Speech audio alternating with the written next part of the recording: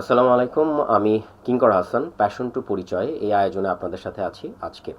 এবং খুব দারুণ একটা খবর হচ্ছে, আজকে আমাদের এই আয়োজনে এমন একজন অনুপ্রেরণা তৈরি করা মানুষ আছে যার নাম হচ্ছে বাপ্পি চৌধুরী। অভিনেতা, চিত্রনায়ক বাপ্পি চৌধুরীকে চেনে না বাংলাদেশে এমন মানুষ খুঁজে পাওয়া খুব কঠিন। আজকে আমরা সেই সব গল্প শুনবো বাপ্পি চৌধুরীর কাছ থেকে, যে গল্পগুলো আমরা আগে কখনো শুনিনি, এবং এই গল্পগুলো আমাদেরকে অনুপ্রেরণা দিবে, সাহস যোগাবে সামনের দিকে এগিয়ে যাবার। চলুন শুরুতেই জেনে নেই চিত্রনায়ক বাপ্পি চৌধুরী সম্পর্কে। বাপ্পি চৌধুরী পেশায় একজন অভিনেতা। ১৯৮২ সালের ৬ ডিসেম্বর বাংলাদেশের নারায়ণগঞ্জে তিনি জন্মগ্রহণ করেন। ইউল্যাব থেকে সাংবাদিকতা বিষয়ে পড়াশোনা করেছেন। ২০১৮ সালে তিনি এনটিভিতে শিক্ষানবিশ প্রতিবেদক হিসাবে যোগ দেন। ২০১২ সালে বাংলাদেশী চলচ্চিত্র ভালোবাসার রং দিয়ে তার চলচ্চিত্র জগতে অভিষেক হয়। প্রথম চলচ্চিত্র মুক্তির আগেই প্রায় ৯টি ছবির ব্যাপারে চুক্তিবদ্ধ হওয়ার খবরে বেশ আলোচনায় এসেছিলেন বাপ্পি। অভিনয়ের বাইরে তিনি ব্যবসায়িক কাজকর্মেও নিজেকে ব্যস্ত রাখেন।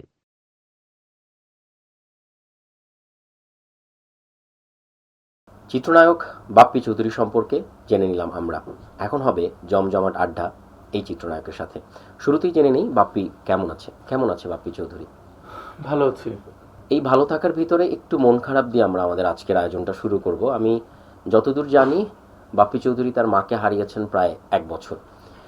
মা বাবা আমাদের জীবনে এমন জরুরি একটা মানুষ, তারা জরুরি। যেই মোবাইল থেকে প্রতিদিন একটা ফোন আসে, কন্ট্যাক্ট লিস্টে প্রতিদিন যেই নাম্বারটা খুব জরুরি, যে নাম্বারটা থেকে ফোন আসে, হঠাৎ করে সেই নাম্বারটা থেকে ফোন আসা বন্ধ হয়ে যায়। কন্ট্যাক্ট লিস্টে তার নাম থাকলেও ওই মানুষটাকে আর আমরা ছুঁয়ে দিতে পারি না। মাকে হারানোর পরে বাপ্পি চৌধুরীর জীবনের শূন্যতাটা কীরকম একটু জানতে চাই। সবচেয়ে বড় যে বিষয়টা তুমি বলছো আমাকে, যে লাইক কন্টাক্ট লিস্ট, অনেকদিন পর আহ, মানে মোবাইলে এখন মিস করব। মানে এটা আসলে রাত 11টা বাজলেই আসলে আমার মা আমাকে ফোন করতো। ফোন করা মানে হচ্ছে আমার তো ডেডলাইন হচ্ছে 11টা। সো কখন আসবে এটা, খারাপ লাগে। এটা এটা আসলে আমি মানে এক্স্যাক্টলি এটা এক্সপ্লেনেবল না। যার মা যায় আসলে সে বুঝে। কিন্তু এখন মা যাওয়ার পর আসলে মায়ের কাজটা বাবা করে, তো সো বাবাও সেম কাজটাই করে। সো আমার আহ, মানে আমার মাকে আসলে আমার বাবা বুঝতে দেয় না যে আমার সাথে আমার মা নেই। আমার বাবা এই দায়িত্বটা পালন করে আমার সাথে। দারুণ। সো খারাপ লাগে। মার মা আসলে বাবার মার মধ্যে তফাৎ হচ্ছে, মা চায় যে ছেলেটা মানে মা অনেক কিছু বলতে পারে যেটা বাবা আবার অনেক কিছু বলতে পারে না। সো সেই ক্ষেত্রে মা মাই আসলে। আরেকটা জিনিস বাপ্পি একটু জানতে চাইবো, এখানে হয়তো নামও চলে আসবে, বাট আমি বলবো যে এবারের ঈদের যে ছবিগুলো ছিল, হুম জঙ্গলি, বরবাদ, দাগি, হুম। চক্কর, আমি যদি ভুল না করে থাকি বাপ্পি সবগুলো ছবি দেখার সুযোগ হ্যাঁ পেয়েছে, হ্যাঁ হয়তো হ্যাঁ, একটা দুটা বাদ দেখেছি। যেতে পারে। না, বাদ যায়নি। আচ্ছা, তাহলে এইবারের ছবির মধ্যে কোন ছবিটা বাপ্পির সবচেয়ে পছন্দের? আলাদা করে আমি একটা নাম জানতে চাইবো, কেন, এবং সেখানকার অভিনেতা অভিনেত্রীর মধ্যে কার কাজ বাপ্পির ভালো লেগেছে? আমি আসলে স্পেসিফিক ভাবে তোমাকে একটার নাম বলতে পারবো না, বিকজ অফ আমি আমি আমি সিনেমা দেখি আহ, মানে ডিরেক্টর দেখে নয়। আমি র্যান্ডম সিনেমা দেখি। মানে আমার কাছে লাইক আজকে একটা ছবি রিলিজ হচ্ছে টম ক্রুজের, আমি ওইটাও দেখে ফেলেছি। ঠিক আছে, সো আমি স্পেসিফিক বলতে পারবো না। আমাকে যদি তুমি বলতে যাও যে চারটা চার রকমের আমি চারটা চার রকমের ভাবে এক্সপ্লেন করতে পারবো কোনটা কোনটা কোনটা কোন জায়গায় আমাকে আমার ওটাকে ভালো লাগছে। বিকজ অফ আমি সিনেমা দেখি হচ্ছে আমি নিজেকে আপডেট করে রাখার জন্য। দেন আমি নিজেকে মিস করি কিনা, এই ক্যারেক্টারটা আমি করলে ভালো করতাম কিনা, এই জিনিসগুলো আমার অনেক কাজ করে। একদম পার্সোনালি শেয়ার করলাম আমি তোমাকে। দারুণ। সো আমরা আমি আমার কাছে চারোটা সিনেমাই ভালো। মানে কোনো সিনেমাকে আমি আসলে নিচের জায়গার কোনো অপশন নেই, বিকজ অফ প্রত্যেকটা সিনেমাই ডিরেক্টর ভালো বানাইছে। আমরা আমরা একটু ডিপ্লোম্যাটিক জায়গা থেকে হয়তো ডিল করছি কিনা জানি না। না না না, আমি খুব স্ট্রেট ডিল করছি, কারণ আমি একটা সিনেমা দেখি, আমি এক একজনকে এক এক ভাবে দেখি। আমার কথা হচ্ছে যে আমি যখন দেখতে বসি তখন আমি ভেবে, লাইক তোমার একটা নাটকও দেখছি কিছুদিন আগে, চাঁদ ভাইয়ের। তো আমি ওখানে দেখতে বসে না, কি করবো, এখানে না থাকলেও পারতো, ভালোই তো। মিসকাস্টিং হয়েছে। ব্যাপারটা এইরকম, মানে আমার কাছে লাইক আমি এত সিনেমা দেখি, গল্প দেখতে পছন্দ করি, গল্প ভাবতে পছন্দ করি। তো এই জায়গাটাতে মনে হয় ওনার দরকার ছিল না, উনি না করলে মনে হয় ভালো হইতো। এই জায়গাটাতে আমি থাকলে ভালো লাগতো ভালো আমাকে। আর সিনেমার জায়গাটা আমি প্রতি 2 দিন পর পরই চিন্তা করি, না আমার দ্বারা আর হবে না, একদম বি সিরিয়াসলি বলে। আমি মাঝে মধ্যে প্রচন্ড অ্যাংজাইটিতে, কিন্তু আমার কয়েকটা ফ্রেন্ড আছে যারা আমাকে অলওয়েজ মোটিভেট করতে থাকে। আমার একটা ফ্যান গ্রুপ আছে, এরা আমাকে সারাক্ষণ মোটিভেট করতে থাকে। আমার কিছু শুভাকাঙ্ক্ষী আছে, তারা আমাকে মোটিভেট করতে থাকে যে ভাই আপনি জাস্ট শুরু করেন, সব কিছু চেঞ্জ হয়ে যাবে। আপনি জাস্ট নামেন, আপনার নামাটা হচ্ছে ইম্পর্টেন্ট, অন্য কিছুর দরকার নেই, আপনি নামলেই সব ঠিক হয়ে যাবে। এই জিনিসটা বলে বলে আমাকে মোটিভেট করে। বাট আমাকে মাঝে মধ্যেই মনে হয় আমার দ্বারা পসিবল, আমি মনে হয় আর লাইক আমরা তো আসলে আর্টিস্ট, আমাদের কাজ করতে খুব ভালো লাগে, আমাদের ক্যামেরার সামনে টিক টিক আওয়াজটা শুনতে ভালো লাগে, আমাদেরকে অ্যাকশন শুনতে আমি পছন্দ করি। আমার লাইফে হচ্ছে কষ্টের, আমার লাইফে হচ্ছে প্যাক আপ সত্যি আমি শুনতেই পছন্দ করতাম না কখনো। কাজের মধ্যে থাকতে চাই। আমি অলওয়েজ কাজের মধ্যে থাকতে ভালোবাসতাম। তো সেই ক্ষেত্রে কি হয়, যখন একটা 6 মাস বা 1 বছরের গ্যাপ হয়, তখন যেটা হয়, আমি তো লাস্ট ইয়ার গ্যাপ হচ্ছে আমার মা চলে যাওয়ার জন্য, বিকজ অফ পুরো 1 ইয়ার গ্যাপ নিচ্ছি। আমি এটা প্ল্যান করা ছিল যে আমি এবছর কোনো কাজ করব না, বিকজ অফ 1 বছর আমাদের একটা সংযম করতে হয়। তো এই সংযমটা প্রপারলি আমি করতে চাই, সো আমি কাজ করিনি। এখন যে আমি ঢুকতে যাচ্ছি, প্রতিটা মুহূর্তে কিছু কিছু জায়গায় আমাকে ছোট হতে হচ্ছে, একদম সত্যি কথা বলতে গেলে। লাইক এমন একটা জায়গায়ও যাচ্ছি আমার চাইতেও অনেক ছোট, বাট ও আমার থেকে বেশি ভাব নিচ্ছে আমার সাথে। তখন আই এম এনজয়িং, আমি খুব মজাও পাই বিষয়টা। আমার কাছে কোনো একটা সময় মনে হয় এইরকম করি। আবার পেছন থেকে আমার একটা ফ্রেন্ড আছে, ও আবার মামা তুমি কি আর ও কি। মানে কি হয় আমাদের মিডিয়া ইন্ডাস্ট্রির বিষয়টা হচ্ছে, তুমি যখন কাজ করবা না, যখন আরেকটা লোক 1-2টা কাজ করবে, ওর কাছে মনে হবে ও সবচেয়ে বেশি এগিয়ে আছে। হাইলাইটেড আছে। আমি যেটা জানতে চাচ্ছি, বাপ্পির আসলে নিজের জায়গা থেকে, সিনেমার চোখ থেকে এই মুহূর্তে বাংলা সিনেমার জন্য সবচেয়ে বেশি চ্যালেঞ্জিং, বা যদি বাপ্পির মনে হয় যে এই বিষয়টা বদলে গেলে সিনেমা আরও বেটার করতো, সেই জায়গাগুলো কী কী স্পেসিফিকভাবে যদি একটা দুইটা বলি। বদলে গেছে, মানে এখন সিনেমা ভালোই বদলে গেছে, মানে একেবারে মানে এখন আমরা যুগের সাথে তাল মিলিয়ে অনেক কাজ হচ্ছে। এখন গল্পের ভেরিয়েশন আসছে, এখন গল্পকে নতুনভাবে প্রেজেন্টেশন করার একটা জোয়ার তৈরি হয়েছে। সো বদলে গেছে, সামনে ভালো কিছু আসবে। শুধু একটাই আমাকে যদি বলো, সেটা হচ্ছে আমি বলবো যে গল্প অনুযায়ী সিলেকশন করা উচিত। আর আহ,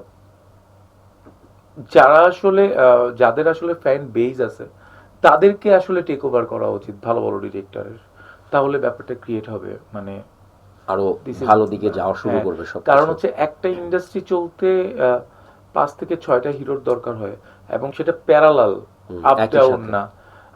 না, ওই বড় ছোট টাইপ না। সো এইটাকে যদি তুমি বিলং করতে পারো, তাহলে সিনেমা দাঁড়াবে। আচ্ছা, মানে আমরা 5টা ডিরেক্টর, 5টা হিরো, স্টারডম ক্রিয়েট করা আর কি, প্রত্যেকজনকে আলাদা আলাদা করে ডেফিনিশন ক্রিয়েট করে দাঁড়া করায় রাখা, না হলে ইন্ডাস্ট্রি আসলে একটু পড়ে ভুল। যায় বা এগোতে হ্যাঁ, পারে না। হ্যাঁ, বাপ্পির কারণ কাছে মুভি লাগে তো ভাই।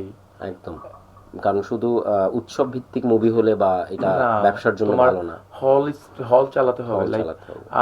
আমি যে কাজ করেছি 13 থেকে 18, এতগুলো সিনেমা করেছি, আমার প্রত্যেকটা ওকেশন আমার ধরা ছিল। আমার ভ্যালেন্টাইন ধরা ছিল, পয়লা বৈশাখ ধরা ছিল, দুই ঈদ। 2 ঈদ ধরা ছিল। সো এগুলো তো আমি ধরেছি, একটার পর একটা ধরে গেছি। লাইক আমার সাথে যারা ছিল তারাও ধরে গেছে। কি হয়েছে, আস্তে আস্তে এই জায়গাটাকে যদি ধরে রাখা যেত সবাইকেই, কারণ আমরা তো আর হান্টিং করার পেছনে দৌড়াই নেই, আমরা কাজের পেছনে দৌড়াইছি। তুমি যখন হান্টিং করার পেছনে দৌড়াবা, তখন তোমার কাজটাকে পিছিয়ে যেতে হবে। সো দুইটা একসাথে আমার পক্ষে করা পসিবল হয়নি কখনো। আমির খান নিজের প্রোডাকশন হাউস খুলেছে, এবং সেই প্রোডাকশন হাউস থেকে আমির খান যে গল্পটা বলতে চায় সেই গল্পটাকে সে পোর্ট্রে করতে পারছে, এবং যেহেতু আমির খান নিজেই প্রডিউসার, সেই কারণে গাইড করাটা সহজ হচ্ছে। হুম। অক্ষয় কুমারও একই ধরনের। অক্ষয় কুমার বলছিল যে আমি দীর্ঘদিন ধরে কমেডি ধরনের কাজে আমি নিজেকে দেখেছি, কিন্তু আমি আসলে সোশ্যাল যে মেসেজ দেয় এরকম সিনেমা করতে চাচ্ছিলাম, এবং সেটা তখনই সম্ভব হয়েছে যখন আমি প্রডিউস করা শুরু করলাম। ইন্ডিয়াতে জিতের কথা যদি বলি, দেবের কথা যদি বলি, তারাও কিন্তু প্রডিউস করছে, এবং দেব কিন্তু শেষ কয়েক বছরে নিজের ছবির ধরন বলি, নিজের ক্যারেক্টারিস্টিক্স বলি, সম্পূর্ণ বদলে ফেলেছে। বাপ্পি এই কাজটা কেন করছে না? বাপ্পি এখনো প্রপারলি ক্যাপাবল হয়ে ওঠে নাই এই কাজটা করার জন্য। বাপ্পি ক্যাপাবল হলে বাপ্পি তার নিজের গল্পগুলোই শেয়ার করবে অডিয়েন্সের কাছে। আচ্ছা, আমরা খুব সিম্পল। একদম বাট শেষ- বাপ্পি চায়, যদি বাপ্পি বাপ্পি করতেও পারে, সামনে করতে পারে। আইডিয়া জেনারেট যদি ভালো হয়। ওকে, শেষ প্রশ্নে আমরা যাব। শুরু থেকেই বলে আসছিলাম অনেকগুলো প্রশ্নের দুটো অংশ, এটা শেষ প্রশ্ন, এটা দুটো অংশ। এক নম্বর, সুলতানা বিবিয়ানা আমরা যতদূর জানি এইটার পরেই বাপ্পিকে অনেকে সুলতান বলে ডাকা শুরু করেছে। এই যে সুলতান, এই যে বাপ্পি, মা মারা গেলেন, এখন তো ঘরে একজন মানুষ দরকার, ঘরে আরো মানুষ আছে। তো বাপ্পিকে কখন আমরা দেখবো যে বাপ্পি আসলে একজন থেকে দুইজন হচ্ছে? এটা একটা প্রশ্ন। যদি বাপ্পি কোনো ডেমোক্রেটিক ওয়েতে না গিয়ে একদম অনেস্ট হয়ে বলে, আমরা খুশি হব। দুই নম্বর আরেকটা জায়গা, পরের 10 বছরে বাপ্পি নিজেকে কোন জায়গায় দেখতে চায়? আমরা এই দুটো প্রশ্ন দিয়ে আজকের এই আড্ডাটা শেষ করব। ডাবল হয়ে যাব এবছর, আশা করা যায়। অভিনন্দন, আগাম অভিনন্দন। হ্যাঁ, এবং আশা করছি এই তথ্য কি আমরা এই অনুষ্ঠানের মধ্য দিয়ে প্রথম জানলাম নাকি আগে বলা না হয়েছে? না না, আজকে বললাম, মনে হয় দারুণ, হয়েই যাব। দারুণ। আর 10 বছর পর কি কোথায় দেখতে চাই? সেটা কি ছবির আসলে সংখ্যা বাড়বে দেখতে- 37 আসলে থেকে? আসলে দেখতে তো চাই আসলে, মানে আমার অডিয়েন্স এক্সপেকটেশন অনুযায়ী যেই কাজগুলো এখন ভালো ভালো কাজগুলো হচ্ছে, সবগুলো কাজে আমি করতে চাই। সো এক্সপেকটেশন আছে। আর কাউকে কাজ করতে দিব না, সব আমি করব? না না না, এক্সপেকটেশন আছে, ভালো ভালো কাজ করতে চাই। সবচেয়ে যেটা ইম্পর্টেন্ট সেটা হচ্ছে ভালো, যেন 10 বছর পরেও মানুষ আমাকে ভালোবাসে, সেই কাজগুলোই করতে চাই। একদম। এবং শিল্পীরা আসলে ভালোবাসার কাঙাল। হ্যাঁ, আমি একটু ইমোশনাল। অনেক ধন্যবাদ বাপ্পি। এই যে সময়টুকু ধরে আমরা আড্ডা দিলাম, এই সময়টুকু আসলে খুবই জমজমাট ছিল, এবং আমরা আসলে ভুলে গিয়েছি যে কিভাবে সময় পার হচ্ছে। এবং বাপ্পির জীবনের গল্প আমরা শুনতে পেরেছি, যে বাপ্পিকে হয়তো আমরা এইভাবে স্ক্রিনের এসে এই গল্পগুলো সাধারণত বলতে শুনি না, যতটুকু আমার বিশ্বাস। আসলেই হ্যাঁ। অনেক ধন্যবাদ বাপ্পি। আবার কোনো আয়োজনে আমরা যদি লম্বা সময় নিয়ে আড্ডা দিতে পারি আমাদের খুব ভালো লাগবে। একদম শেষ একটা বার্তা দিতে বলবো অডিয়েন্সের উদ্দেশ্যে, যে ঠিক বাপ্পি তার প্রিয় দর্শকদের উদ্দেশ্যে যদি এক লাইনে কিছু বলতে চায়, সেটা কি হবে? প্রিয় দর্শক, আমি বাপ্পি, আমি আপনাদের সাথেই থাকি, আপনাদের সাথেই থাকবো। আমি আপনাদেরকে ভীষণ ভালোবাসি। অনেক ধন্যবাদ বাপ্পি চৌধুরী। শুধু দর্শক, আমাদের সাথে ছিল আপনাদের সবার প্রিয় চিত্রনায়ক বাপ্পি চৌধুরী, এবং আমরা আজকে বাপ্পি চৌধুরীকে একটু অন্যরকম করে পেলাম। আমরা শুনলাম তার জীবনের গল্প। আমরা বরাবরই বলি যে পৃথিবী অসংখ্য ছোট ছোট গল্প দিয়ে তৈরি, এবং এই গল্পগুলো যখন আমাদের হৃদয় ছুঁয়ে যায়, এবং যার গল্পগুলো হৃদয় ছুঁয়ে যাওয়ার সক্ষমতা রাখে, সেই মানুষগুলো আমাদের কাছে জরুরি হয়ে ওঠে। বাপ্পি চৌধুরী আমাদের কাছে এমনই একজন মানুষ। আমরা সামনের কোনো এপিসোডে বাপ্পি চৌধুরীর মতন এমন অনুপ্রেরণা জায়গায় সেই মানুষগুলোকে হাজির করব এবং তাদের গল্প শুনব। আপনারা আমাদের সাথেই থাকবেন, লাইক দিয়ে, সাবস্ক্রাইব করে। সবাইকে অসংখ্য ধন্যবাদ। আল্লাহ হাফেজ।